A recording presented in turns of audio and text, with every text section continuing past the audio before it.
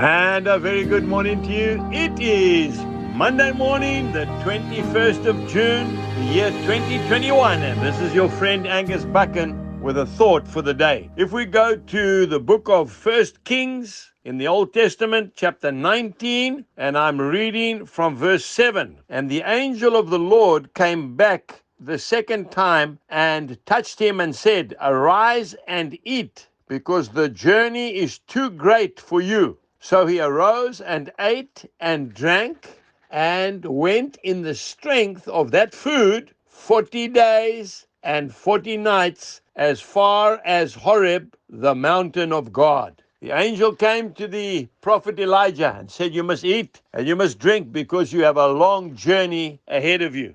The Lord Jesus is calling you and me this morning to strengthen ourselves for the journey ahead. Don't carry too much, it'll tire you out. Don't carry too little, otherwise you won't make it. Take just enough for the journey. And of course, I'm speaking mostly here about our way home to heaven.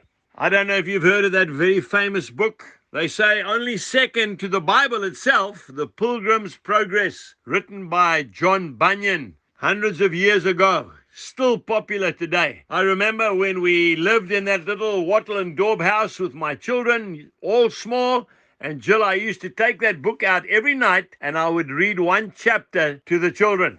And they couldn't wait for it. "Dad, please read us another chapter."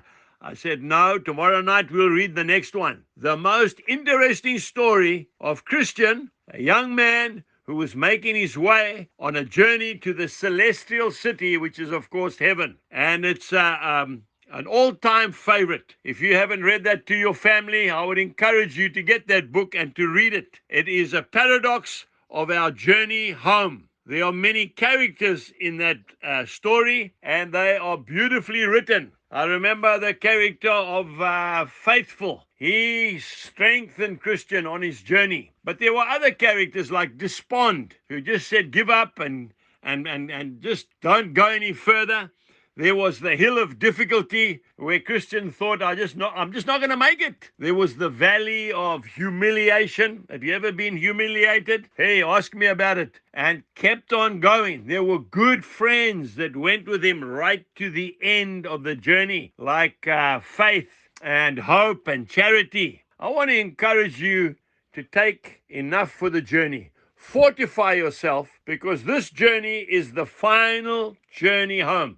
And you've probably noticed there's more and more difficulty as we carry on. But the Lord has promised us that He will never allow you and I to be tempted above that which we are able to handle. Have a wonderful week as you continue with your journey. Remember, we are walking this journey together. God bless you and goodbye.